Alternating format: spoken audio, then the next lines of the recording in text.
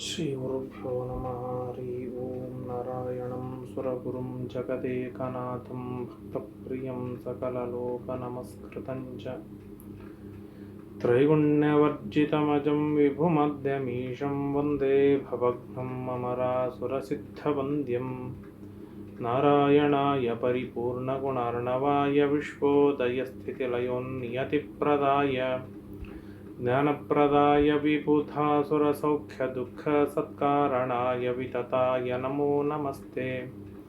सर्वमङ्गलमङ्गल्ये शिवे सर्वार्थसाधिके शरण्ये त्र्यम्बके गौरी नारायणि नमोऽस्तुते। धर्मविज्ञानवैराग्यपरमैश्वर्यशालिनः आनन्दतीर्थभगवत्पादान् वन्दे निरन्तरम्। नमोऽस्तु तात्विका देवाः विष्णुभक्तिपरायणाः धर्ममार्गे प्रेरयन्तु भवन्तः सर्व एव हि। आनन्दतीर्थोपदिष्टो निधिर्नारायणाह्वयः प्रदर्शितो येन सम्यक् जयतीर्थं तमाश्रये। नौमिन्यायसुधादिकृज्जयमुनीन् श्रीपादराट् सन्मणीन् व्यासार्यान् विविधागमाब्धिविहरान् श्रीवादिराजानपि वन्देऽहं सवरान् रघुत्तमगुरून् वैदग्ध्यवारां निधीन् श्रीसत्यव्रतराघवेन्द्रमुनिपान् सद्बोधसध्यानपान्। तव संकीर्तनं वेदशास्त्रार्थज्ञानसिद्धये विद्यापीठविधातारं विद्यावारिधिचन्दिरं विद्यार्थिवत्सलं वन्दे महामहिमसद्गुरुम् आपादमौलिपर्यन्तं गुरूणामाकृतिं स्मरेत्। तेन विघ्नाः प्रणश्यन्ति सिद्ध्यन्ति च मनोरथाः। श्रीगुरुभ्यो नमः।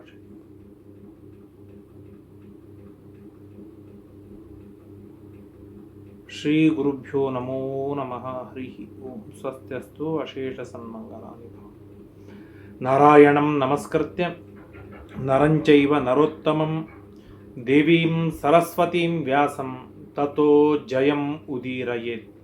महत्वात् भारवत्वाच्च महाभारतमुच्यते निरुक्तमस्य यो वेद सर्वपापैः प्रमुच्यते। कृष्णद्वैपायनं व्यासं विद्धि नारायणं प्रभुं को ह्यन्यः पुण्डरीकाक्षान् महाभारतकृत् भवेत्। वेदे रामायणे चैव पुराणे भारते तथा आदावन्ते च मध्ये च विष्णुः सर्वत्र गीयते। नमो भगवते तस्मै व्यासायामितते रसे यस्य प्रसादाद् वक्ष्यामि नारायणकथामिमां। स्वस्त्यस्तु अशेषसन्मङ्गलानि भवन्तु। विभाण्डक उवाच रक्षांसि चैतानि चरन्ति पुत्ररूपेण तेनाद्भुतदर्शनेन अतुल्यवीर्याण्यभिरूपवन्ति विघ्नं सदा तपसश्चिन्तयन्ति।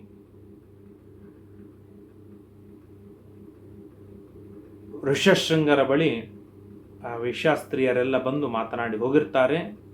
ವಿಭಾಂಡಕ ಋಷಿಗಳು ಬರ್ತಾರೆ. ಬಂದು ಅಲ್ಲಿಯ ಅಸ್ತವ್ಯಸ್ತತೆಗಳನ್ನು ಗಮನಿಸಿ ತಾವು ಮಾತಾಡ್ತಾರೆ.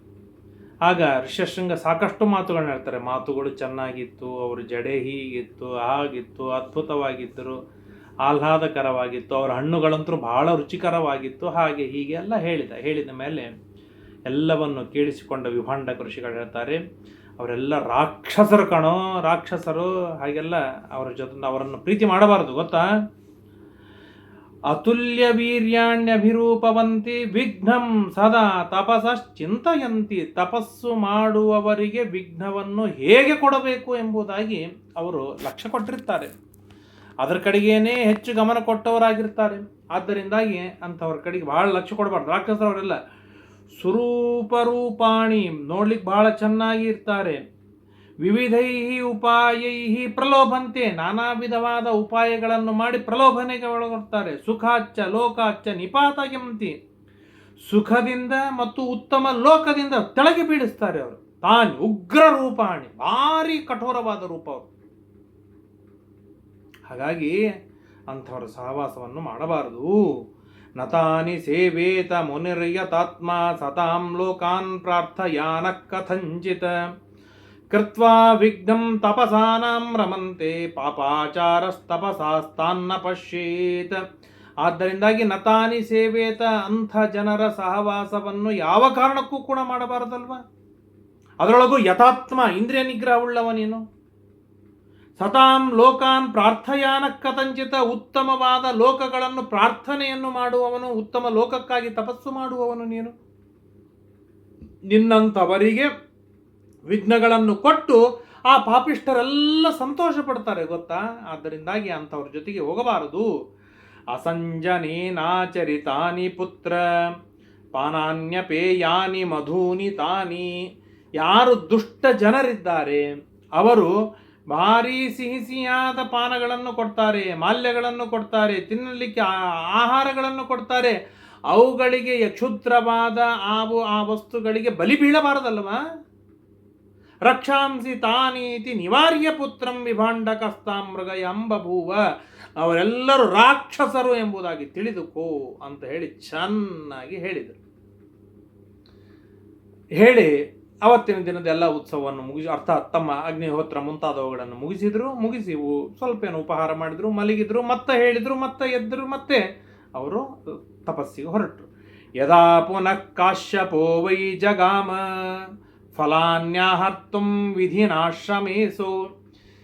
ಏನಿದೆ ಅಂತಂದರೆ, ಹಿಂದಿನ ಕಾಲದ ಜನರ ಒಂದು ಕಾನ್ಸೆಪ್ಟ್ ಬಹಳ ಅದ್ಭುತವಾದ್ದು.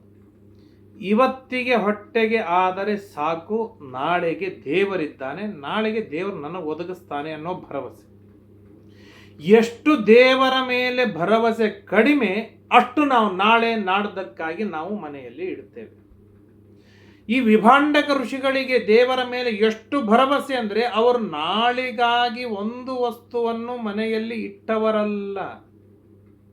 ನಾಳೆ ದೇವರು ಕೊಡ್ತಾನೆ, ಯಾಕೆ ಚಿಂತೆ. ರಕ್ಷಿತ ರಕ್ಷತಿ ಯೋಹಿ ಗರ್ಭೆ. ಗರ್ಭದೊಳಗಿರುವಾಗ ನನ್ನನ್ನು ರಕ್ಷಣೆಯನ್ನು ಮಾಡಿದ ದೇವ ಹುಟ್ಟಿದ ಮೇಲೆ ನನಗೆ ಹುಲ್ಲು ಮೇಯಿಸ್ತಾನೆ, ಸಾಧ್ಯನೇ ಇಲ್ಲ, ನನಗೆ ಬೇಕಾದ ಆಹಾರವನ್ನು ಒದಗಿಸ್ತಾನೆ ಅನ್ನೋ ಪೂರ್ಣ ಭರವಸೆ. ಹಾಗಾಗಿ ಬೆಳಿಗ್ಗೆ ಎದ್ದಾಕ್ಷಣಕ್ಕೆ ಮತ್ತೆ ಆಹಾರವನ್ನು ತರುವುದಕ್ಕಾಗಿ ಹೋದರು. ಪ್ರಾಣಿಗಳು ಬಹಳ ಶುದ್ಧ, ಯಾಕೆ ಆ ಪ್ರಾಣಿಗಳು ಕೂಡ, ಅನೇಕ ಪ್ರಾಣಿಗಳು ನಾಳಿಗಾಗಿ ಇಡುವುದಿಲ್ಲ. ಇವತ್ತಿಗೆ ಆಹಾರ ಸಿಕ್ಕಿತು ಮುಗೀತು, ನಾಳೆಯದು ದೇವರಿದ್ದಾನೆ. ಹಾಗೆ ಋಷಿಗಳು ನಡೆದುಕೊಳ್ತಾ ಇದ್ರು. ತದಾ ಪುನಃ ಕಾಶ್ಯಪೋ ವೈ ಜಗಾಮ ಫಲಾನ್ಯಾಹರ್ತುಂ ವಿಧಿನಾಶ್ರಮೇಸು. ಯಾಕೆ ಅಂತಂದರೆ, ದೇವರಿಗೆ ನೈವೇದ್ಯವನ್ನು ಮಾಡುವುದಕ್ಕಾಗಿ ಬಳಸುವ ಆಹಾರ ಪದಾರ್ಥಗಳು ನಿನ್ನೆ ತಂದದ್ದು ಇವತ್ತು ಹೇಗೆ ನಾನು ಬಳಸುವುದು. ಇವತ್ತು ಶುದ್ಧವಾದ ಆಹಾರವನ್ನೇ ತರುವುದು, ನಾಳೆ ಮತ್ತೆ ಶುದ್ಧವಾದ ಆಹಾರವನ್ನೇ ತಂದಿಡುವುದು. ನಿನ್ನೆ ತಂದಿಟ್ಟ ಆಹಾರವನ್ನು, ವರ್ಷದ ಹಿಂದೆ ತಂದಿಟ್ಟ ಅಕ್ಕಿಯನ್ನು ಇವತ್ತೇ ಎಂಥದ್ದು ನೈವೇದ್ಯವನ್ನು ಮಾಡುವುದು. ಇದು ಆಗಿನ ಜನರ ಕಾನ್ಸೆಪ್ಟ್. ಹಾಗಾಗಿ ವಿಧಿಪೂರ್ವಕವಾಗಿ ಫಲಗಳನ್ನು ತರೋದಕ್ಕಾಗಿ ಹೊರಡ್ತಾರೆ. ತದಾ ಪುನರ್ಲೋಭಯಿತುಂ ಜಗಾಮ. ಆಗ ಮತ್ತ ವೇಷಾಸ್ತ್ರೀಯರು ಬರ್ತಾರೆ. ದೃಷ್ಟೈವ ತಾಂ ಋಷ್ಯಶೃಂಗ ಪ್ರಹೃಷ್ಟ. ಅವರನ್ನು ನೋಡಿದ ಕೂಡಲೇ ಸಂತೋಷ ಆಗಿಬಿಟ್ಟು, ಅಪ್ಪ ನಿನ್ನೆ ಅಷ್ಟು ಉಪದೇಶ ಮಾಡಿದ್ದಾನೆ, ಅವರು ರಾಕ್ಷಸರು, ದುಷ್ಟರು, ತಪೋ ವಿಘ್ನವನ್ನು ಮಾಡೋದಕ್ಕಾಗಿ ಇರ್ತಾರೆ, ಹಾಗೆ ಹೀಗೆ 100 ಉಪದೇಶವನ್ನು ಮಾಡಿದ್ದಾರೆ. ಆದರೆ ಮತ್ತೆ ಸಂತೋಷವಾಯಿತು.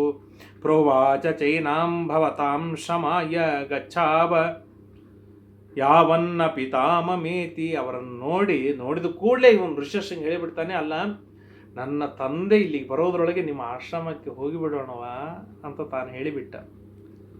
ತಥೋ ರಾಜನ್ ಕಾಶ್ಯಪಸ್ಯೈಕ ಪುತ್ರಂ ಪ್ರವೇಶ್ಯ ವೇಗೇನ ವಿಮುಚ್ಯ ನಾವಂ. ಯಾವಾಗೇ ಅವನು ಹೊರಟು ಹೋಗೋಣ ಅಂತ ಹೇಳಿದ ಕ್ಷಣದೊಳಗೇನೆ ಆ ಕಾಶ್ಯಪ ವಿಭಾಂಡಕ ಋಷಿ ಬರುವುದರೊಳಗೇನೆ ವೇಗದಿಂದ ಕೌಶಿಕಿ ನದಿಯೊಳಗೆ ನಾವವನ್ನು ಬಿಚ್ಚಿದರು, ಹಡಗು ಬಿಚ್ಚಿದರು, ಹಡಗಿನಲ್ಲಿ ಏರಿದ್ರು, ಹೊರಟೇ ಬಿಟ್ರು. ಸಂಸ್ಥಾಪ್ಯ ತಾಮಾಶ್ರಮ ದರ್ಶನೇತು ಸಂತಾರಿತಾಂ ನಾವ ಮಥಾತಿ ಶುಭ್ರಾಂ ತೀರಾದುಪಾದಾಯ ತಥೈವ ಚಕ್ರೆ ರಾಜಾಶ್ರಮಂ ನಾಮ ವನಂ ವಿಚಿತ್ರಂ. ಅಂತಃಪುರೇ ತತ್ರ. ಯಾವಾಗ ಹೊರಟು ಕೂಡಲೇ ನದಿ ದಾಟಿದ ಕೂಡಲೇ ಮುಂದೆ ಸ್ವಲ್ಪ ನಡೆದ ಕೂಡಲೇ ಅಂಗದೇಶದೊಳಗೆ ಕಾಲಿಟ್ಟ. ಆಚೆ ಅವನಿಗೆ ಚಿಂತೆ, 2 ದಿನ ಆಯಿತು, 4 ದಿನ ಆಯಿತು, 8 ದಿನ ಆಯಿತು, ಇನ್ನು ಇವ್ರು ಹೋದವ್ರು ಯಾರು ಬರ್ತಾ ಇಲ್ಲ. ಏನು ಶಾಪ ಕೊಟ್ರ, ಸುಟ್ಟು ಭಸ್ಮ ಮಾಡಿ ಹಾಕಿದ್ನ, ಏನು ಅಂತ ಅವನಿಗೆ ಚಿಂತೆ. ಒಮ್ಮೆಲೆಗೆ ಮೇಘಗಳೆಲ್ಲ ಏಕತ್ರ ಸೇರಿದು, ಗುಡುಗು ಸಿಡ್ಲು ಪ್ರಾರಂಭ ಆಯಿತು. ದೋ ದೋ ದೋ ದೋ ದೋ ಮಳೆ ಪ್ರಾರಂಭವಾಯಿತು. ಯಾವಾಗ ಮಳಿ ಪ್ರಾರಂಭವಾಯಿತು ಆಗ ಅವನು ನಿಶ್ಚಯ ಮಾಡಿಕೊಂಡ, ಹಾಗಾದರೆ ಋಷ್ಯಶೃಂಗರು ನನ್ನ ರಾಜ್ಯದೊಳಗೆ ಕಾಲಿಟ್ಟಿದ್ದಾರೆ ಅಂತ ಹೇಳಿ ಇನ್ನು ಕೆಲವು ಹೊತ್ತಿಗೆ ಬರ್ತಾರೆ ಅಂತೇಳಿ ಅವರ ಸ್ವಾಗತಕ್ಕಾಗಿ ಸಿದ್ಧನಾಗಿ ನಿಲ್ತಾನೆ. ಅಂತಃಪುರೇ ತಂತು ನಿವೇಶ್ಯ ರಾಜ ಭಾರೀ ವೈಭವದಿಂದ ಸ್ವಾಗತವನ್ನು ಮಾಡಿ ಅಂತಃಪುರಕ್ಕೆ ಅವರನ್ನು ಕರೆದುಕೊಂಡು ಹೋಗ್ತಾರೆ. ದದರ್ಶಮೇಗೈ ಸಹಸ ಪ್ರವೃಷ್ಟಂ ಆಪೂರ್ಯಮಾಣಂ ಜಗಜ್ಜಲೇನ. ಹೇಗೆ ಋಷ್ಯಶೃಂಗರು ಒಳಗೆ ಬರ್ತಾ ಬರ್ತಾ ಅಂತಃಪುರವನ್ನು ಪ್ರವೇಶ ಮಾಡ್ತಾ ಇದ್ದಾರೆ, ಹಾಗೆಲ್ಲ ಘನಘೋರವಾದ ಮಳೆ, ಇಡೀ ರಾಜ್ಯದ ಎಲ್ಲ ನದಿಗಳು ಸಮೃದ್ಧ, ಬಾವಿಗಳು ಸಮೃದ್ಧ, ಕೆರೆಗಳು ಸಮೃದ್ಧ, ಅಷ್ಟು ಮಳೆಯಾಯಿತು. ಸರೋಮಪಾದ ಪರಿಪೂರ್ಣ ಕಾಮ. ಬ್ರಾಹ್ಮಣರ ತಪಸ್ವಿಗಳ ಜ್ಞಾನಿಗಳನ್ನು ತನ್ನ ಮನೆಗೆ ಕರೆದುಕೊಂಡು ಬಂದ ಪೂರ್ಣ ಕಾಮನೆಗಳೆಲ್ಲ ಪೂರ್ಣವಾಗಿ ಹೋಯಿತು. ಅದಕ್ಕಾಗಿಯೇ ನಮ್ಮಲ್ಲಿ ಒಂದು ಸಂಪ್ರದಾಯ, ಮನೆಗೆ ಬ್ರಾಹ್ಮಣರು, ಅತಿಥಿಗಳು, ತಪಸ್ವಿಗಳು, ತತ್ವಜ್ಞಾನಿಗಳು, ಸಿದ್ಧಪುರುಷರು, ಗುಣವಂತರು ಮೇಲಿಂದ ಮೇಲೆ ಮನೆಗೆ ಅತಿಥಿಗಳಾಗಿ ಬರ್ತಾ ಇರಬೇಕು. ಎಷ್ಟು ಬರ್ತಾ ಇರ್ತಾರೆ ಅಷ್ಟು ನಮ್ಮ ಕಾಮನೆಗಳೆಲ್ಲ ಪೂರ್ಣವಾಗ್ತಾ ಇರುತ್ತೆ. ಇವತ್ತು ಯಾಕೆ ನಮ್ಮ ಕಾಮನೆಗಳು ಪೂರ್ಣವಾಗ್ತಾ ಇಲ್ಲ ಅಂತಂದರೆ ನಮ್ಮ ಮನೆಗೆ ಅತಿಥಿಗಳೇ ಬರುವುದಿಲ್ಲ, ಋಷಿಮುನಿಗಳು ಬರುವುದಿಲ್ಲ, ತಪಸ್ವಿಗಳು ಬರುವುದಿಲ್ಲ, ತತ್ವಜ್ಞಾನಿಗಳು ಬರುವುದಿಲ್ಲ, ವಿದ್ವಾಂಸರು ಬರುವುದಿಲ್ಲ. ಯಾಕೆ ಅಂತಂದ್ರೆ ನಾನು ಕರೆಯೋದಿಲ್ಲ. ಯಾಕೆ ಕರೆಯೋದಿಲ್ಲ ಅಂತಂದರೆ ಅವರಿಗೆ ಬೇಕಾದ ಅನುಕೂಲತೆಗಳು ನನ್ನಲ್ಲಿ ಇಲ್ಲ, ನನ್ನ ಮನೆಯಲ್ಲಿ ಇಲ್ಲ. ಅವರು ಬರೋದು ನನಗೆ ಬೇಡವಾಗಿದೆ. ಯಾಕೆಂದರೆ ನಾನು ಎಲ್ಲಿ ಅವರಂಗೆ ಆಗಿಬಿಡ್ತೇನೋ ಅಂತ ಹೆದರಿಕೆ ಬೇರೆ ನನಗೆ. ಹಾಗಾಗಿ ನಾವು ಕರೀಲಿಕ್ಕೆ ಹೋಗುವುದಿಲ್ಲ. ಹಾಗಾಗಿ ನಮ್ಮ ಎಲ್ಲ ಕಾಮನೆಗಳು ಕೂಡ ಅಪರಿಪೂರ್ಣವಾಗಿ ಉಳಿದು ಬಿಡ್ತದೆ.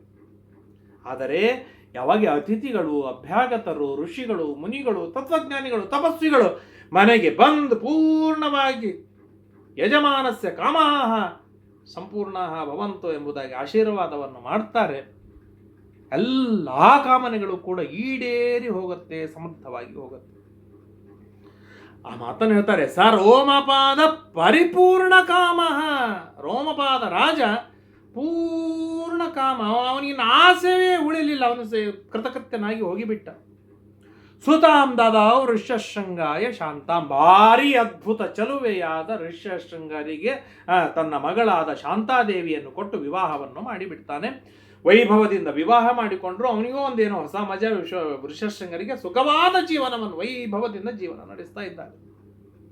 ಸಾಯಂಕಾಲದ ಹೊತ್ತಿಗೆ ತಮ್ಮೆಲ್ಲ ತಪಸ್ಸು ಆನ್ನಿಕಗಳನ್ನು ಮುಗಿಸಿ ಹಣ್ಣು ಹಂಪಲುಗಳನ್ನು ತೆಗೆದುಕೊಂಡು ಆಶ್ರಮಕ್ಕೆ ಬರ್ತಾರೆ. ಆಶ್ರಮ ಬಿಕೋ ಅಂತ ಯಾರು ಇಲ್ಲ.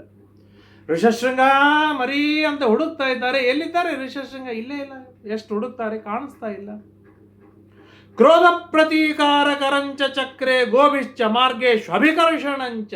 ಭಾರಿ ಸಿಟ್ಟು ಬಂತು. ಸಿಟ್ಟಿಗೆ ಯಾರು ನನ್ನ ಮಗನನ್ನು ಮೋಸ ಮಾಡಿ ತೆಗೆದುಕೊಂಡು ಹೋಗಿದ್ದಾರೆ ಅಂತ ನೋಡಿದ್ರು, ರೋಮಪಾದ ಕರ್ಕೊಂಡು ಹೋಗಿದ್ದಾನೆ ಅಂತ ಗೊತ್ತಾಯ್ತು. ಅವನ ರಾಜ್ಯವನ್ನೇ ಸುಟ್ಟು ಭಸ್ಮ ಮಾಡಿಬಿಡೋಣ ಅನ್ನೋಷ್ಟು ಸಿಟ್ಟಿನಿಂದ ರಭಸದಿಂದ ಹೋಗ್ತಾ ಇದ್ದಾರೆ. ಹೋಗ್ತಾ ಇರುವಾಗ ನದಿ ದಾಟಿ ಆಚೆ ಬಂದ್ರೋ ಇಲ್ಲೋ, ಒಬ್ಬ ರೈತ ಓಡಿ ಬಂದು ಕಾಲಿಗೆ ಬಿದ್ದ. ಸ್ವಾಮಿ ಅಂದ. ಏನು ಅಂತಂದ, ಈ ನಿಮ್ಮ ಹೊಲದೊಳಗೆ ಏನು ಬಿತ್ತಬೇಕು ಅಂತ ಕೇಳಿದ. ನನ್ನ ಹೊಲ ಯಾಕೆ? ಇಲ್ಲ, ರೋಮಪಾದ ರಾಜ ನಿಮಗೆ ಇಲ್ಲಿಂದ ಅಲ್ಲಿಯವರೆಗೆ ದಾನವಾಗಿ ಕೊಟ್ಟಿದ್ದಾನೆ, ಹೇಳಿ ಅಂತಂದ. ಅಷ್ಟಾಗಿ ಮುಂದೆ ಹೋಗ್ತಾ ಇರೋ ದೊಡ್ಡ ಶ್ರೀಮಂತ ಸಾಮಂತ ರಾಜ ಓಡಿ ಬಂದ. ತನ್ನ ಎಲ್ಲ ಐಶ್ವರ್ಯವನ್ನು ಕಾಲಿಗೆ ಎರೆದು ಸ್ವಾಮಿ ಸಮರ್ಪಣ ಅಂತಂದ. ಯಾಕೋ ಮಾರ? ರೋಮಪಾದ ರಾಜ ಹೇಳಿದ್ದಾರೆ. ಹೀಗೆ ಎಲ್ಲೆಲ್ಲಿ ಹೋಗ್ತಾ ಇದ್ದಾರೆ ಅಲ್ಲಿ ಎಲ್ಲ ಕಡೆಗೂ ಸುರಿದು ಬರ್ತಾ ಇದೆ. ಅಂಗದೇಶಕ್ಕೆ ಬರುವುದರೊಳಗೇನೆ ಊಚುಸ್ತೇಭ್ಯುಪಗಮ್ಯ ಸರ್ವೇ ಧನಂ ತವೇದಂ ವಿಹಿತಂ ಸುತಸ್ಯ ದೇಶೇಶು ಚ ಪೂಜ್ಯಮಾನ ಶೃಣ್ವನ್ ಮಧುರಾನ್ ಪ್ರಲಾಪಾನ್. ಪ್ರತಿ ದೇಶದೊಳಗೂ ಅವನಿಗೆ ಪೂಜೆಯನ್ನು ಮಾಡ್ತಾ ಇದ್ದಾರೆ, ಆದರ ಸತ್ಕಾರವನ್ನು ಮಾಡ್ತಾ ಇದ್ದಾರೆ. ಇದು ಎಲ್ಲವೂ ನಿಮ್ಮದು ಎಂಬುದಾಗಿ ಹೇಳ್ತಾ ಇದ್ದಾರೆ. ಅದನ್ನು ನೋಡಿ ಪ್ರಶಾಂತ ಭೂಯಿಷ್ಠ ರಾಜ ಪ್ರಹೃಷ್ಟ ಸಂತುಷ್ಟನಾಗಿ ಬಿಟ್ಟ. ವೇದ ಪುರುಷ ಒಂದು ಮಾತನ್ನು ಹೇಳುತ್ತೆ, ದಾನೇನೈವ ದ್ವಿಷಂತೋ ಮಿತ್ರಾ ಭವಂತಿ ತಥೋ ದಾನಂ ಪರಮಂ ಮಾಹು. ದಾನ ಕೊಡುವುದರಿಂದ ಶತ್ರುಗಳೂ ಕೂಡ ಮಿತ್ರರಾಗ್ತಾರೆ. ಆದ್ದರಿಂದಾಗಿ ದಾನ ಇದು ಶ್ರೇಷ್ಠವಾದದ್ದು ಎಂಬುದಾಗಿ ಹೇಳ್ತಾ ಮುಂದೆ ತತ್ವಜ್ಞಾನ ಶ್ರೇಷ್ಠ ಎಂಬುದಾಗಿ ಹೇಳ್ತಾರೆ. ಇರಲಿ, ದಾನವೂ ಕೂಡ ಅಷ್ಟು ಶ್ರೇಷ್ಠವಾದ್ದು. ಎದುರಿನ ವ್ಯಕ್ತಿಯ ಸಿಟ್ಟನ್ನೆಲ್ಲ ಇಳಿಸಿಬಿಟ್ಟು ಅನುಗ್ರಹೋನ್ಮುಖವನ್ನಾಗಿ ಮಾಡಿಬಿಡುತ್ತೆ. ಅಂಗದೇಶಕ್ಕೆ ಬರೋಷ್ಟೊತ್ತಿ ಸಂತುಷ್ಟನಾಗಿದ್ದ ಅಂಗದೇಶ ರಾಜ ಅವರನ್ನು ಕರೆದ, ಸ್ವಾಗತವನ್ನು ಮಾಡಿದ, ಬರಬೇಕು ಅಂತ ಹೇಳಿದ. ಚಕಾರ ತಸ್ಸೈವ ಪರಂ ಪ್ರಸಾದಂ ವಿಭಾಂಡಕೋ ಭೂಮಿ ನರೇಂದ್ರ. ಎಷ್ಟು ಸಂತುಷ್ಟರಾಗಿದ್ರು ಅಂದರೆ ತನ್ನ ಮಗನನ್ನು ಕಳೆದುಕೊಂಡ ದುಃಖ, ಸಿಟ್ಟು, ರೋಷ ಎಲ್ಲ ಮರೆತವರಾಗಿ ಸಂತುಷ್ಟರಾಗಿ ಆ ವಿಭಾಂಡಕ ಋಷಿಗಳು ರೋಮಪಾದನಿ ಪೂರ್ಣ ಅನುಗ್ರಹವನ್ನು ಮಾಡ್ತಾರೆ. ನನ್ನ ಮಗ ಎಲ್ಲಿ ಅಂತ ಕೇಳ್ತಾರೆ. ಇಲ್ಲಿ ಬನ್ನಿ ಅಂತ ಕರ್ಕೊಂಡು ಹೋದ್ರೆ ಸುಖವಾಗಿ ಶಾಂತಾದೇವಿ ಜೊತೆಗಿದ್ದ. ಋಷಶೃಂಗ ಏನು ಒಂದು ಮಗು ಆಗುವವರೆಗೆ ಇಲ್ಲಿರು, ವೈಭವದಿಂದ ಭೋಗವನ್ನು ಮಾಡು, ಆಮೇಲೆ ಪುನಃ ನೀನು ಆಶ್ರಮಕ್ಕೆ ಬಂದು ತಪಸ್ ಮಾಡಬೇಕು ಅಂತ ಹೇಳಿದವರೇನೆ ಹೊರಟೇ ಬಿಡ್ತಾರೆ. ಎರಡೇ ಮಾತು, ಕೂಸಾಗುವವರಿಗಿರು. ಸತತ್ರ ನಿಕ್ಷಿಪ್ಯ ಸ್ವತಂ ಮಹರ್ಷಿ ಉವಾಚ ಸೂರ್ಯಾಗ್ನಿ ಸಮಪ್ರಭಾವ ಜಾತೇ ಚ ಪುತ್ರೇ ವನಮೇವ ವ್ರಜೇತಾ. ಮಗ ಹುಟ್ಟಿದ ಕೂಡಲೇನೆ ನೀನು ಬಂದ್ಬಿಡ್ಬೇಕಲ್ಲಿ.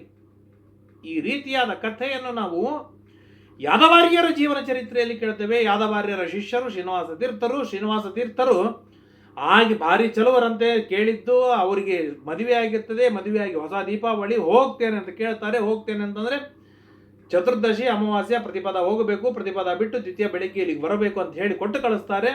ಹಾಗೆ ಅವ್ರು ಹೋಗಿರ್ತಾರೆ. ದ್ವಿತೀಯ ಆಯಿತು ಬರಲಿಲ್ಲ, ತೃತೀಯ ಆಯಿತು ಬರಲಿಲ್ಲ. ಬರದೇ ಇದ್ದದ್ದಕ್ಕಾಗಿ ಯಾದವಾರ್ಯರು ಶ್ರೀನಿವಾಸ ತೀರ್ಥರು ಊರಿಗೆ ಹೋಗ್ತಾರೆ ನೇರವಾಗಿ. ಊರಿಗೆ ಹೋದರೆ ಹೋಗ್ತಾ ಹೋಗ್ತಾ ಹಾದಿಯಲ್ಲಿ ದಂಟು ಸಿಗತ್ತೆ. ದಂಟು ತೆಗೆದುಕೊಂಡು ಹೋಗ್ತಾ ಇರುವಾಗ ಆ ಶ್ರೀನಿವಾಸ ತೀರ್ಥರ ಮನೆ ಮುಂದೆ ಒಂದು ದೊಡ್ಡದಾದ ತೂಗುಮಂಚ. ಆ ತೂಗುಮಂಚದ ಮೇಲೆ ಹೆಂಡತಿಯ ಜೊತೆಗೆ ವಿಹಾರವನ್ನು ಮಾಡ್ತಾ ಕೂತಿರ್ತಾರೆ. ಹೋಗಿ ಬೆನ್ನ ಮೇಲೆ ರಪ ರಪ ರಪ ರಪ ಬಾರಿಸಿ ಹೊರಟೇ ಬಿಡ್ತಾರೆ ತಿರುಗಿ. ಶ್ರೀನಿವಾಸ ತೀರ್ಥರು ಗಾಬರಿಯಾಗಿ ತಿರುಗಿ ಓಡಿ ಹೋಗಿ ತಮ್ಮ ಎಲ್ಲ ಪಾಠವನ್ನು ಮುಗಿಸ್ಕೊಂಡು ಬರ್ತಾರೆ. ಅಂತೆ ದೊಡ್ಡ ಟಿಪ್ಪಣಿಕಾರರಾಗಿ ಮುಂದೆ ಬಂದರು ಎಂಬುದಾಗಿ ನಾವು ಕೇಳ್ತೇವೆ. ಅಂದರೆ ಆ ರೀತಿಯಾದ ಕಾನ್ಸೆಪ್ಟ್ಗಳು ಇತ್ತು. ತಪಸ್ಸು ಮಾಡಬೇಕು ಅಂದ್ರೆ ತಪಸ್ಸು ಜೊತೆಗೆ ಅಲ್ಪ ಸ್ವಲ್ಪ ಹೋಗ, ಇದು ಪ್ರಧಾನ. ಸಂಸಾರ ಪ್ರಧಾನವಲ್ಲ, ತಪಸ್ಸು ಪ್ರಧಾನ. ಆ ತಪಸ್ಸಿನ ಫಲಕ್ಕಾಗಿ ತನ್ನ ವಂಶದ ಬೆಳವಣಿಗೆಯಾಗಿ ಸ್ವಲ್ಪ ಸಂಸಾರ ಬೇಕು. ಇವತ್ತು ನಮ್ದು ಹೇಗೆ ಅಂದರೆ ಸಂಸಾರವೇ ಅತ್ಯಂತ ಪ್ರಧಾನ. ಎಲ್ಲೋ ಕಷ್ಟ ಬಂದಾಗ ಸ್ವಲ್ಪ ವಿಷ್ಣು ಸಹಸ್ರನಾಮ, ಸುಂದರಕಾಂಡ, ಮನ್ಯು ಸೂಕ್ತ, ಹಣ ಇಲ್ಲದೆ ಇದ್ದಾಗ ಶ್ರೀ ಸೂಕ್ತ, ಲಕ್ಷ್ಮೀ ಹೃದಯ, ಈ ಕಾಲಕ್ಕೆ ಬಂದು ಸಾಧನೆ ಬಂದು ಹೋಗ್ತಾ. ಅದು ಸಂಸಾರಕ್ಕಾಗಿಯೇ ಬಂದು ಹೋಗುತ್ತೆ. ಅಂತೂ ಸಾಧನೆ ಸ್ವಲ್ಪ ಆಗತ್ತೆ. ಹಾಗೆಲ್ಲ ಅಲ್ಲ. ಸಂತಾನವಾದ ಕೂಡಲೇ ಆ ಶಾಂತಾದೇವಿಯ ಜೊತೆಗೆ ಋಷ್ಯಶೃಂಗರು ಹೋಗ್ತಾರೆ. ಹೇಗಿದ್ದು ಋಷ್ಯಶೃಂಗರು ಅಂತ ಕೇಳಿದ, ಶಾಂತಾಚೈನಂ ಪರ್ಯಚರನ್ ನರೇಂದ್ರ ಖೇರೋಹಿಣಿ ಸೋಮಮಿವಾನುಕೂಲ. ಚಂದ್ರನಿಗೆ ರೋಹಿಣಿ ಹೇಗಿದ್ದಾಳು, ವಸಿಷ್ಠ ಋಷಿಗಳಿಗೆ ಅರುಂಧತಿ ಹೇಗಿದ್ದಾಳೆ, ಅಗಸ್ತ್ಯರಿಗೆ ಲೋಪಾಮುದ್ರ ಹೇಗಿದ್ದಾಳೆ, ನಲನಿಗೆ ದಮಯಂತಿ ಹೇಗಿದ್ದಾಳೆ, ಇಂದ್ರನಿಗೆ ಶಚೀದೇವಿ ಹೇಗಿದ್ದಾಳೆ, ಹಾಗೆ ಭಾರೀ ಪತಿವ್ರತೆಯಾಗಿ ಆ ಶಾಂತಾದೇವಿ ಚೆನ್ನಾಗಿ ಋಷಶೃಂಗರನ್ನು ಪ್ರಾರ್ಥನೆಯನ್ನು ಮಾಡ್ತಾರೆ, ಸೇವೆಯನ್ನು ಮಾಡ್ತಾರೆ. ಒಂದು ಪ್ರಸಿದ್ಧವಾದ ಶ್ಲೋಕ, ಎಲ್ಲಿಯದು ಗೊತ್ತಿಲ್ಲ, ಹಿರಿಯರು ಹೇಳಿದ್ದು ಕೇಳಿದ್ದು. ವಿಭಾಂಡಕ ಸುತ ಶ್ರೀಮಾನ್ ಶಾಂತಾಪತಿರ ಕಲ್ಮಷಃ ಋಷ್ಯಶೃಂಗ ಇತಿ ಖ್ಯಾತೋ ಮಹಾವೃಷ್ಟಿಂ ಪ್ರಯಚ್ಛತು. ವಿಭಾಂಡಕ ಋಷಿಗಳ ಮಗನಾದ ಶಾಂತಾದೇವಿಯ ಪತಿಯಾದ ತಪಸ್ವಿಯಾದ ಋಷ್ಯಶೃಂಗ ಮಹಾಮಹಿಮೋಪೇತ, ನನಗೆ ಅನಂತ ನಮಸ್ಕಾರಗಳು, ಮಹಾವೃಷ್ಟಿಯನ್ನು ತಂದುಕೊಡು ಎಂಬುದಾಗಿ ಪ್ರಾರ್ಥನೆಯನ್ನು ಮಾಡ್ತಾರೆ. ಅಂಥ ಋಷ್ಯಶೃಂಗರ ಸ್ಮರಣೆ ಮಾತ್ರದಿಂದ ಮಹಾವೃಷ್ಟಿ, ಸಮೃದ್ಧವಾದ ವೃಷ್ಟಿ, ಅತಿವೃಷ್ಟಿ ಅಲ್ಲ, ಅನಾವೃಷ್ಟಿ ಅಲ್ಲ, ಸಮೃದ್ಧವಾದ ವೃಷ್ಟಿ ಮಳೆಗೆರೆಯತ್ತಿ ಎಂಬುದಾಗಿ ತಿಳಿಸಿಕೊಡ್ತಾರೆ. ಯಥಾ ಸೀತಾ ದಾಶರಥೇನ ಮಹಾತ್ಮನೋ ಯಥಾ ತವ ದ್ರೌಪದಿ ಪಾಂಡುಪುತ್ರ. ಹೇ ಧರ್ಮರಾಜ, ನಿನಗೆ ದ್ರೌಪದಿ ಹೇಗೆ ಪತಿವ್ರತೆಯಾಗಿದ್ದಾಳಲ್ಲ, ರಾಮದೇವರಿಗೆ ಸೀತೆ ಹೇಗಿದ್ದಳಲ್ಲ, ಹಾಗೆ ಶಾಂತಾದೇವಿ ಋಷ್ಯಶೃಂಗರನ್ನು ವನದೊಳಗೆ ಚೆನ್ನಾಗಿ ಸೇವೆಯನ್ನು ಮಾಡ್ತಾ ಇರ್ತಾಳೆ ಎಂಬುದಾಗಿ ನಮಗೆ ತಿಳಿಸಿಕೊಡ್ತಾರೆ. ಅಂತಹ ಋಷ್ಯಶೃಂಗರು ವಾಸವನ್ನು ಮಾಡುವಂತಹ ಈ ವನ, ಅವರ ಆಶ್ರಮ, ಈ ಸರೋವರ, ಅತ್ರ ಸ್ನಾತ ಕೃತಕೃತ್ಯೋ ವಿಶುದ್ಧ ತೀರ್ಥಾನನ್ಯಾನನು ಸಂಯಾಹಿ ರಾಜನ್. ಇಲ್ಲಿ ಸ್ನಾನವನ್ನು ಮಾಡು, ಕೃತಕೃತ್ಯನಾಗ್ತೀಯ, ಎಲ್ಲ ಪಾಪಗಳು ಪರಿಹಾರವಾಗುತ್ತೆ. ಪಿತೃಗಳ ಆರಾಧನೆಯನ್ನು ಮಾಡುವಂಥ ಅನುಗ್ರಹವನ್ನು ಮಾಡ್ತಾರೆ. ಹೀಗೆ ಪ್ರತಿ ತೀರ್ಥದೊಳಗೆ, ಕ್ಷೇತ್ರದೊಳಗೆ ಹೋಗುವಾಗಲೆಲ್ಲ ಪಿತೃಗಳ ಉದ್ಧಾರಕ್ಕಾಗಿ ಅಲ್ಲಿ ಸ್ನಾನಾದಿಗಳನ್ನು ತಿಳಿಸಿಕೊಡ್ತಾರೆ. ಇವತ್ತು ನಾವೆಲ್ಲ ಸೇರಿ ಪಿತೃಗಳ ವಿಶಿಷ್ಟವಾದ ಆರಾಧನೆಯನ್ನು ಮಾಡ್ತಾ ಇದ್ದೇವೆ. ಆಗ ಮಹಾಭಾರತ ಈ ಕಥೆಗಳನ್ನು ಕೇಳಿ ಅವರಿಗೆ ಸಮರ್ಪಣೆಯನ್ನು ಮಾಡಿದಾಗ ಪಿತೃಗಳಿಗೆ ಸಂತೋಷವಾಗ್ತದೆ, ಆನಂದ ಭರಿತರಾಗಿ ಪೂರ್ಣ ಅನುಗ್ರಹವನ್ನು ಮಾಡ್ತಾರೆ ಎಂಬುದಾಗಿ ಯಾವ ಸಂಶಯವಿಲ್ಲ. ತತಃ ಪ್ರಯಾತ ಕೌಶಿಕ್ಯ ಪಾಂಡವೋ ಜನಮೇಜಯ ಆನುಪೂರ್ವೇಣ ಸರ್ವಾಣಿ ಜಗಾಮಾಯ ತನಾನ್ಯಥ. ಅಲ್ಲೇನು ನಾವು ಮೊದಲಿಗೆ ಕೇಳಿದ್ವಿ ಆ ಕ್ರಮದೊಳಗೆ ತೀರ್ಥಯಾತ್ರೆಯನ್ನು ಮಾಡ್ತಾ ಮಾಡ್ತಾ ಹೋಗ್ತಾ ಇದ್ದಾರೆ. ನದೀನಾಂ ಶತಾನಾಂ ಪಂಚಾನಾಂ, 500 ನದಿಗಳಿಗೆ ಹೋಗಿ ಸ್ನಾನವನ್ನು ಮಾಡ್ತಾ 500 ನದಿಗಳಲ್ಲಿ ಸರ್ವೋತ್ತಮವಾದದ್ದು ಗಂಗಾಸಾಗರ ಸಂಗಮಕ್ಕೆ ಹೋಗ್ತಾರೆ. ಕೌಶಿಕಿ ನದಿ, ಹಿಮಾಲಯ ಪರ್ವತ, ಉತ್ತರ ಪ್ರದೇಶದಿಂದ ಹೀಗೆ ಸ್ನಾನವನ್ನು ಮಾಡ್ತಾ ಮಾಡ್ತಾ ಸಂಚಾರ ಕ್ರಮದಿಂದ ಪೂರ್ವಕ್ಕೆ ಬರ್ತಾರೆ. ಪೂರ್ವಕ್ಕೆ ಬಂದಾಗ ಏತೇ ಕಲಿಂಗ ಕೌಂತೆಯ ಎತ್ತರ ವೈತರಣಿ ನದಿ, ಕಲಿಂಗ ದೇಶದ ರಾಜ, ಅಲ್ಲಿ ವೈತರಣಿ ನದಿ ಇದೆ ಎಂಬುದಾಗಿ ಭಾರಿ ಸಂತೋಷವಾಯಿತು. ತಥೋ ವೈತರಣಿ ಸರ್ವೇ ಪಾಂಡವ ದ್ರೌಪದಿ ತಥಾ ಅವತೀರ್ಯ ಮಹಾಭಾಗ ತರ್ಪಯಾನ್ ಚಕ್ರಿರೇ ಪಿತೃನ್. ಅಲ್ಲಿ ವೈತರಣಿ ನದಿಯಲ್ಲಿ ದ್ರೌಪದಿಯಿಂದ ಸಹಿತರಾಗಿ ಎಲ್ಲ ಪಾಂಡವರು ಸ್ನಾನಾದಿಗಳನ್ನು ಮಾಡಿ ತರ್ಪಣವನ್ನು ಕೊಡ್ತಾರೆ ಪಿತೃಗಳಿಗೆ. ನದಿಯಲ್ಲಿ ಸ್ನಾನ ಮಾಡಿದಾಗ ಮೊಟ್ಟ ಮೊದಲಿಗೆ ಕೊಡೋದು ದೇವ, ಋಷಿ, ಪಿತೃ ಇವರಿಗೆಲ್ಲರಿಗೂ ತರ್ಪಣವನ್ನು ಕೊಡಬೇಕು, ಶ್ರಾದ್ದಾದಿ ಕರ್ಮಗಳನ್ನು ಮಾಡಬೇಕು. ಅಲ್ಲೆಲ್ಲ ಪಿತೃಗಳು ಕಾಯ್ತಾ ನಿಂತಿರ್ತಾರೆ. ಈ ನನ್ನ ಮಗ ಬರ್ತಾನೆ, ನನಗೆ ಎಂದಾದ್ರೂ ಒಂದಿನವಾದರೂ ತರ್ಪಣವನ್ನು ಕೊಡ್ತಾನೆ, ನನ್ನನ್ನು ಉದ್ಧಾರ ಮಾಡ್ತಾನೆ ಎಂಬುದಾಗಿ. ಹಾಗಾಗಿ ಹೋದ ಕೂಡಲೇ ಮಾಡಬೇಕಾದಂಥ ಕೆಲಸ. ಯುಧಿಷ್ಠಿರವಾಚ ಉಪಸ್ಪೃಶ್ಯೇಹ ವಿಧಿವದಾಸ್ಯಾಂ ನದ್ಯಾಂ ತಪೋಬಲಾತ್ ಮಾನುಷಾದಸ್ಮಿ ವಿಷಯಾದಪೇತ ಪಶ್ಯಲೋಮಶ. ಅಲ್ಲೋ, ಇದು ವೈತರಣಿ ನದಿ, ಇದು ಕೇವಲ ದೇವಗಮ್ಯವಾಗಿರ್ತಕ್ಕಂಥದ್ದು. ಮನುಷ್ಯನಾದವನು ನಾನು ಕಣ್ಣಿಗೆ ಕಾಣ್ತಾ ಇದ್ದೇನೆ, ನಾನು ಸ್ನಾನವನ್ನು ಮಾಡ್ತಾ ಇದ್ದೇನೆ. ಸರ್ವಾನ್ ಲೋಕಾನ್ ಪ್ರಪಶ್ಯಾಮಿ, ಎಲ್ಲ ಲೋಕಗಳನ್ನು ಇಲ್ಲಿ ನಾನು ಕಾಣ್ತಾ ಇದ್ದೇನೆ. ಎಂಥ ಅನುಗ್ರಹವನ್ನು ಮಾಡಿದರೆ ಸ್ವಾಮಿ, ಎಷ್ಟು ಅಪರೂಪದ ನದಿಗಳಿಗೆ, ಅಪರೂಪದ ತೀರ್ಥಕ್ಷೇತ್ರಗಳಿಗೆಲ್ಲ ನೀವು ಕರ್ಕೊಂಡು ಹೋಗ್ತಾ ಇದ್ದೀರಾ ಅಂತೇಳಿ ಸಂತೋಷಪಟ್ಟು ಅವರಿಗೆ ಕೃತಜ್ಞತೆಯನ್ನು ಸಮರ್ಪಣೆಯನ್ನು ಮಾಡ್ತಾ ಇದ್ದಾನೆ. ಲೋಮಶೋವಾಚ 300 ವೈ ಸಹಸ್ರಾಣಿ ಯೋಜನಾನಾಂ ಯುಧಿಷ್ಠಿರ. ಈ ವೈತರಣಿ ನದಿ ಏನಿದೆ ಇದು 3000 ಯೋಜನದಷ್ಟು ವಿಸ್ತಾರವಾಗಿರ್ತಕ್ಕಂಥದ್ದು. ಇಲ್ಲಿ ಧ್ವನಿ ಕೇಳಿಸ್ತದೆ.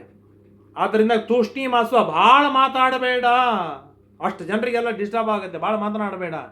ಯತ್ರ ಅಯಜತ ರಾಜೇಂದ್ರ ವಿಶ್ವಕರ್ಮ ಪ್ರತಾಪವಾನ್. ಈ ವೈತರಣಿ ನದಿ ದಡದಲ್ಲೇನೆ ವಿಶ್ವಕರ್ಮ ಯಾಗವನ್ನು ಮಾಡಿ ಕಶ್ಯಪ ಋಷಿಗಳಿಗೆ ಸಮಗ್ರವಾದ ಭೂಮಿಯನ್ನು ದಾನವಾಗಿ ಕೊಟ್ಟನಲ್ಲ. ಆದ್ದರಿಂದಾಗಿ ಏನೇ ಭೂಮಿ ಕಾಶ್ಯಪಿ ಎಂಬುದಾಗಿ ಪ್ರಸಿದ್ಧವಾಯ್ತಲ್ಲ, ಇದು ಇದೇ ಸ್ಥಳದೊಳಗೆ ಅಂತ ಇಷ್ಟು ಹೇಳಿ ಅಲ್ಲಿ ಸ್ನಾನಾದಿಗಳನ್ನು ಮಾಡಿಸಿ ತರ್ಪಣಾದಿಗಳನ್ನು ಕೊಟ್ಟು ಏನು ತತ ಪ್ರಸನ್ನ ಪೃಥ್ವಿ ತಪಸ ತಸ್ಯ ಪಾಂಡವ ಪುನರುನ್ನಹ್ಯ ಸಲಿಲ ವಿರೂಪಸ್ತದ ಪ್ರಭು ಇತ್ಯಾದಿಯಾದ ಅನೇಕ ಮಾತುಗಳನ್ನು ಹೇಳ್ತಾರೆ. ಅಲ್ಲಿಂದ ಸಮುದ್ರಕ್ಕೆ ಬರ್ತಾರೆ. ಗಂಗಾಸಾಗರ ಸಂಗಮ ಸಮುದ್ರಕ್ಕೆ ಬಂದಾಗ ಧರ್ಮರಾಜ ಓಡಿ ಹೋಗಿ ಸ್ನಾನವನ್ನು ಮಾಡ್ತಾ ಇರ್ತಾರೆ. ಸಮುದ್ರಕ್ಕೆ ಹೋದ್ರೆ ಎಲ್ಲರಿಗೂ ಹಿಗ್ಗು ಓಡಿ ಹೋಗ್ತಾ ಇದ್ದಾರೆ. ಓಯ್ ಧರ್ಮಣ್ಣ, ಹಾಗೆಲ್ಲ ಅಲ್ಲ, ಪ್ರಾರ್ಥನೆಯನ್ನು ಮಾಡಬೇಕು, ಏನು ಹೋಗಬೇಕು ಇದಕ್ಕೆಲ್ಲ ರೂಲ್ಸ್ಗಳಿದೆ. ಕಣ್ಕಂಡಾಗ ಹೋಗೋದಲ್ಲ. ಗಂಗಾಸಾಗರ ಸಂಗಮ ಇದು ಕ್ಷೇತ್ರ, ಆದ್ರಿಂದ ಎಂದಾದರೂ ಸ್ನಾನ ಮಾಡಬಹುದು. ರಾಮೇಶ್ವರ ಕ್ಷೇತ್ರ, ಆದ್ರಿಂದ ಅಲ್ಲಿ ಎಂದಾದರೂ ಸ್ನಾನ ಮಾಡಬಹುದು. ಆದರೆ ಉಳಿದ ಸಮುದ್ರಗಳಲ್ಲಿ ಹುಣ್ಣಿಮೆ, ಅಮಾವಾಸ್ಯ, ಪರ್ವಕಾಲಗಳನ್ನು ಬಿಟ್ಟರೆ ಇನ್ನು ಉಳಿದ ಯಾವ ದಿನದಲ್ಲೂ ಸ್ನಾನಾದಿಗಳನ್ನು ಮಾಡೋದಲ್ಲ. ಸಮುದ್ರವನ್ನು ಸ್ಪರ್ಶವೂ ಮಾಡುವ ಹಾಗಿಲ್ಲ. ಸ್ಪರ್ಶ ಮಾಡುವುದಾದರೆ, ಮುಟ್ಟುವುದಾದರೆ ಹುಣ್ಣಿಮೆ, ಅಮಾವಾಸ್ಯೆ, ಸಂಕ್ರಮಣ, ಪರ್ವಕಾಲ, ಗ್ರಹಣಗಳು ಇತ್ಯಾದಿಗಳಲ್ಲೇನೆ ಮುಟ್ಟುವಂಥದ್ದು. ಅಂಥದ್ದು ಇಲ್ಲಿ ಗಂಗಾಸಾಗರ ಸಂಗಮ ಇದು ಕ್ಷೇತ್ರ, ಅದರಿಂದ ಎಂದಾದರೂ ಸ್ನಾನವನ್ನು ಮಾಡ್ಬೋದು, ಎಂದಾದರೂ ಸ್ಪರ್ಶವನ್ನು ಮಾಡ್ಬೋದು. ಆದರೆ ಹೋಗಿ ಹೇಗೆ ಬೇಕೋ ಹಾಗೆ ಮುಟ್ಟುವ ಹಾಗಿಲ್ಲ. ಇದು ದೇವತೆಗಳಿಗೆ ವೇದಿ ರೂಪದಲ್ಲಿ ಇದೆ ಈ ಸಮುದ್ರ. ಹಾಗಾದ್ರೆ ಏನು ಮಾಡಬೇಕು? ಓಂ ನಮೋ ವಿಶ್ವಗುಪ್ತಾಯ ನಮೋ ವಿಶ್ವಪರಾಯತೆ ಸಾನ್ನಿಧ್ಯಂ ಕುರು ದೇವೇಶ ಸಾಗರೇ ಲವಾಂಭಸಿ. ಈ ಲವಣ ಸಾಗರದೊಳಗೆ ಜಗತ್ತನ್ನು ರಕ್ಷಣೆಯನ್ನು ಮಾಡುವ, ಜಗತ್ತಿನಲ್ಲಿ ಎಲ್ಲರಿಗೂ ವ್ಯಾಪ್ತನಾಗಿರ್ತಕ್ಕಂಥ ಹೇ ಭಗವನ್, ನಿನ್ನ ವಿಶೇಷವಾದ ಸನ್ನಿಧಾನವಿದೆ, ನೀನು ಅನುಮತಿಯನ್ನು ಕೊಟ್ಟರೆ ನಾನು ಸ್ನಾನಾದಿಗಳನ್ನು ಮಾಡ್ತೇನೆ ಎಂಬುದಾಗಿ ಪ್ರಾರ್ಥನೆಯನ್ನು ಮಾಡು. ಈ ಮಂತ್ರವನ್ನು ಜಪ ಮಾಡು. ಅಗ್ನಿ, ಮಿತ್ರ ಇವರೆಲ್ಲರೂ ಅಭಿಮಾನಿ ದೇವತೆಗಳು, ದೇವತೆಯರು ಭಗವಂತನ ಇಲ್ಲೆಲ್ಲ ಇದ್ದಾರೆ. ಅಮೃತಸ್ಯ ನಾಭಿ, ಅಮೃತದ ಏನಂತಾರೆ, ಅಮೃತ ಮಥನವನ್ನು ಮಾಡಿ ಅಮೃತ ಸಿಕ್ಕಂತಹ ಅಮೃತಕ್ಕೆ ತಾಯಿ ಸ್ಥಾನದಲ್ಲಿ ಇದು ನಿಂತಿದೆ. ಆದ್ದರಿಂದಾಗಿ ಹಾಗೆಲ್ಲ ಹೋಗಿ ಮುಟ್ಟುವಾಗಿಲ್ಲ. ಏವಂ ಭುವನ್ ಪಾಂಡವ ಸತ್ಯವಾಕ್ಯಂ ವೇದಿ ಮಾಂ ತ್ವಂ ತರಸ ಅಧಿರೋಹ. ಇದನ್ನು ನಮಸ್ಕಾರವನ್ನು ಮಾಡಿ ಹೋಗು. ಅನ್ಯಥಾ ಹಿ ಕುರುಶ್ರೇಷ್ಠ ದೇವಯೋನಿರಪಾಂಪತಿ ಕುಶಗ್ರಯಣಾಪಿ ಕೌಂತೆಯ ಸ್ಪೃಷ್ಟವ್ಯೋ ಮಹೋದಧಿ. ನೇರವಾಗಿ ಮುಟ್ಟುವುದಲ್ಲ, ದರ್ಭ ಹಿಡಿದು ಆ ದರ್ಭವನ್ನು ಕೂಡ ಸಮುದ್ರಕ್ಕೆ ಮುಟ್ಟುವಾಗಿಲ್ಲ. ನಿನ್ನ ಕೈಯೊಳಗೆ ಒಂದು ದಡ್ಡ ಇದೆ, ದರ್ಭದ ಒಂದು ಮೂಲೆ ಇದೆ, ಇನ್ನೊಂದು ಕೈಯಲ್ಲಿ ಇನ್ನೊಂದು ಮೂಲೆಯಿಂದ ಈಗ ದರ್ಭದಿಂದ ನಾನು ಮುಟ್ಟಿಸ್ತೇನೆ, ಮುಟ್ಲಿಕ್ಕೆ ಸಾಧ್ಯವಿಲ್ಲ, ಅಷ್ಟು ಶುದ್ಧವಾದದ್ದು. ನಮಸ್ಕಾರವನ್ನು ಮಾಡು, ಪ್ರಾರ್ಥನೆಯನ್ನು ಮಾಡು, ದೇವತೆಗಳ ಅನುಮತಿ ಕೊಟ್ಟಾರೇ ಎಂಬುದಾಗಿ ಸ್ವೀಕಾರವನ್ನು ಮಾಡು, ಆಮೇಲೆ ಹೋಗಿ ಸ್ನಾನಾದಿಗಳನ್ನು ಮಾಡು ಅಂತ ಹೇಳಿದರೆ, ತತಃಕೃತ ಸ್ವಸ್ತ್ಯಯನೋ ಮಹಾತ್ಮ ಯುಧಿಷ್ಠಿರ ಸಾಗರಂ ಅಭ್ಯಗಚ್ಚತ್ ಸ್ವಸ್ಥೆಯನಃ ಆ ಲೋಮಶ ಋಷಿಗಳನ್ನು ಕೂಡಿಸಿಕೊಂಡು ಪುಣ್ಯವಾಚನಾದಿಗಳನ್ನು ಮಾಡಿ ದೇವರಿಗೆ ಪ್ರಾರ್ಥನೆಯನ್ನು ಮಾಡಿ ಅನುಮತಿಯನ್ನು ಪಡೆದುಕೊಂಡು ಅದಾದ ಮೇಲೆ ಹೋಗಿ ಗಂಗಾಸಾಗರ ಸಂಗಮದೊಳಗೆ ಸ್ನಾನವನ್ನು ಮಾಡಿ ಪಿತೃಗಳಿಗೆ ತರ್ಪಣವನ್ನು ಕೊಡ್ತಾನೆ ಎಂಬುದಾಗಿ ತಿಳಿಸ್ತಾರೆ. ಅವತ್ತಿನ ರಾತ್ರಿ ಅಲ್ಲಿಯೇ ವಾಸವನ್ನು ಮಾಡ್ತಾ ಇರುವಾಗ ಮುಂದೆ ಅಕೃತವ್ರಣ ಎನ್ನುವಂಥ ಋಷಿ ಆ ಮುನಿ ಬಂದು ಪರಶುರಾಮ ದೇವರ ಜೀವನ ಚರಿತ್ರೆಯನ್ನು ಹೇಳಿ ಪ್ರಾರಂಭವನ್ನು ಮಾಡ್ತಾರೆ. ಲೋಮಶ ಋಷಿಗಳು ಇರ್ತಾರೆ. ಅಕೃತವ್ರಣ ಪರಶುರಾಮ ದೇವರ ಕಥೆಯನ್ನು ಬಹಳ ಅದ್ಭುತವಾಗಿ ಹೇಳ್ತಾರೆ. ಪರಶುರಾಮ ದೇವರ ಮಹಿಮೆಯೇ ಬಹಳ ಅದ್ಭುತವಾದದ್ದು. ನಾಳೆಯ ದಿನ ಕೇಳುವ ತಿಳಿಯುವ ಪ್ರಯತ್ನವನ್ನು ಮಾಡೋಣ ಎಂಬುದಾಗಿ ತಿಳಿಸ್ತಾ ಇವತ್ತಿನ 4 ಮಾತುಗಳನ್ನು ಮುಕ್ತಾಯ ಮಾಡೋಣ. ಶ್ರೀಕೃಷ್ಣಾರ್ಪಣಮಸ್ತು. ಯಸ್ಸರ್ವಗುಣ ಸಂಪೂರ್ಣ ಸರ್ವದೋಷ ವಿವರ್ಜಿತ ಪ್ರಿಯತಾಂ ಪ್ರೀತಯೇವಾಲಂ ವಿಷ್ಣುನ್ಮೇ ಪರಮಸ್ಸರತ ಅನೇನ ಭಾವಿ ಯತ್ಪುಣ್ಯಂ ತದಾಪ್ನೋತು ಗುರುನ್ನಮ. ಶ್ರೀಕೃಷ್ಣಾರ್ಪಣಮಸ್ತು. ಒಂದು ಕಡೆಗೆ ಋಷ್ಯಶೃಂಗರು, ಇನ್ನೊಂದು ಕಡೆಗೆ ಸಮುದ್ರ.